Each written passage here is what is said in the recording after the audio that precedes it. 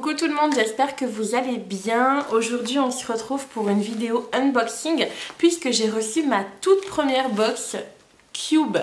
Alors du coup je suis trop contente, je l'ai attendue un petit moment parce que apparemment au niveau du premier abonnement ça met un petit peu de temps. Pour ceux qui ne connaissent pas la box Cube, en fait c'est une box française, une box littéraire française. Vous avez en fait au niveau de votre abonnement un petit questionnaire à remplir. Vous allez remplir toutes vos préférences et vous allez dire ce que vous aimez lire, les auteurs que vous avez déjà lus, etc. Et par rapport à votre profil, ils vont vous conseiller un livre. Donc on va vous attribuer un libraire. Donc partout en France, il y a des libraires qui travaillent en partenariat avec la box. Moi, celui qui m'a été attribué, si je dis pas de bêtises, c'est Gilles. Ce libraire va prendre en considération votre profil, ce que vous aimez, etc. et va vous proposer un livre. Vous allez avoir la possibilité de recevoir ou non la sélection choisie par votre libraire et de pouvoir en fait la valider ou pas avant l'expédition de votre box. Si ça vous va, vous validez et on vous envoie le livre dont on vous a parlé dans le mail. Si ça ne vous va pas et que vous avez déjà lu le livre, vous répondez que ça ne vous convient pas et le libraire va chercher un autre livre en rapport avec votre profil. Au niveau des abonnements, vous avez plusieurs possibilités. Vous avez la Cube originale. Donc la Cube originale, c'est celle que j'ai choisie moi. Vous avez à l'intérieur un livre de poche, une découverte littéraire exclusive que vous ne trouverez nulle part ailleurs, un délicieux thé, des cadeaux inédits, un marque-page, une jolie carte postale, la préface Cube. Alors je sais pas si on dit Cube ou Cube, mais j'aime bien le dire Cube en fait. Et voilà, donc ça c'est 16 € par mois. Et vous avez également la box qu'on appelle la Cube majuscule, qui elle par contre est à 24 €, mais vous avez un livre en format broché.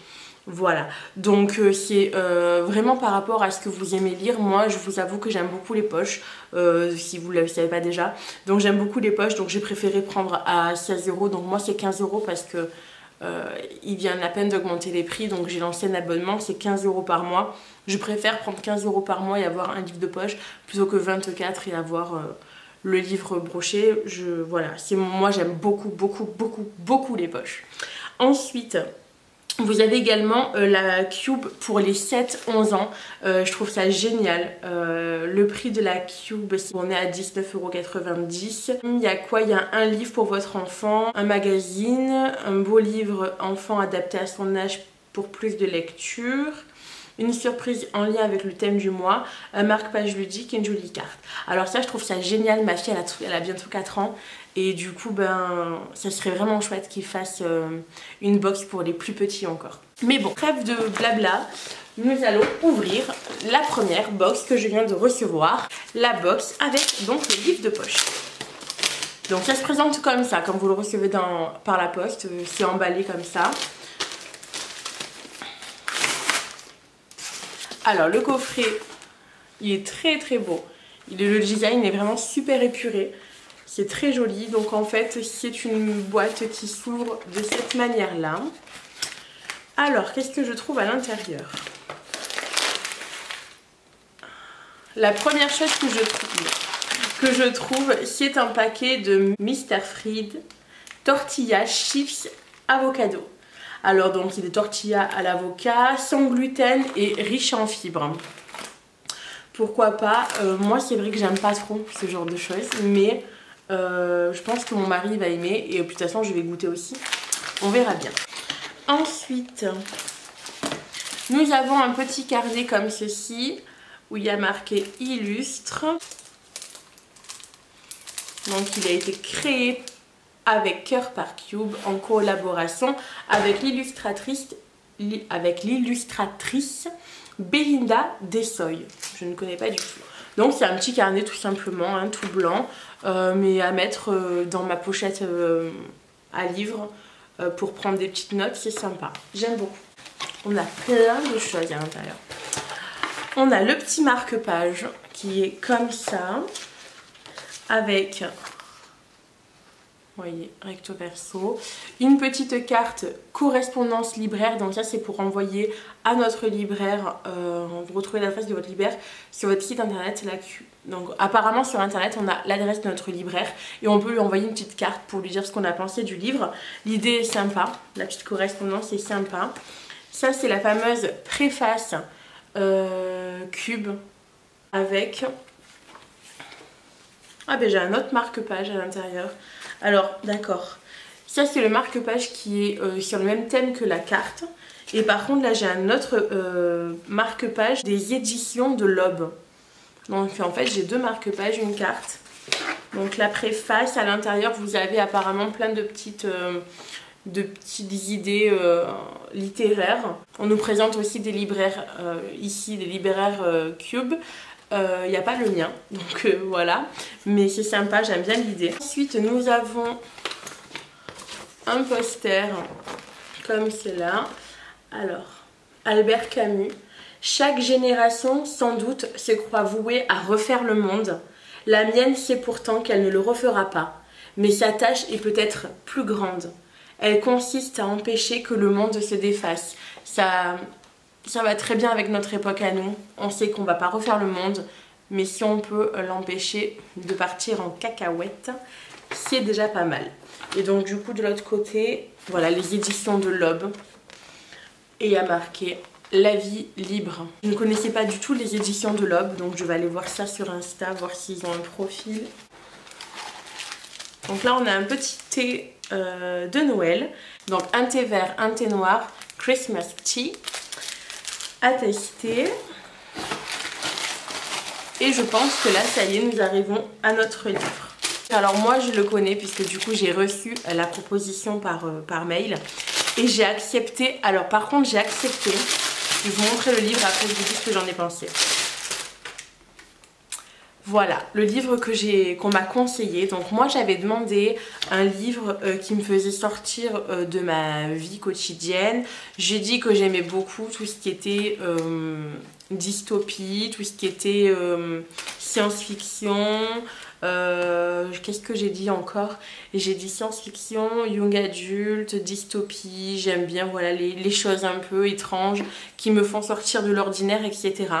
Et donc Gilles, le libraire, m'a conseillé ce livre-là, qui est donc la bibliothèque de Mount Char de Scott Hawkins. Alors, apparemment, il a eu le prix elbakin.net de 2018, meilleur roman de fantasy traduit.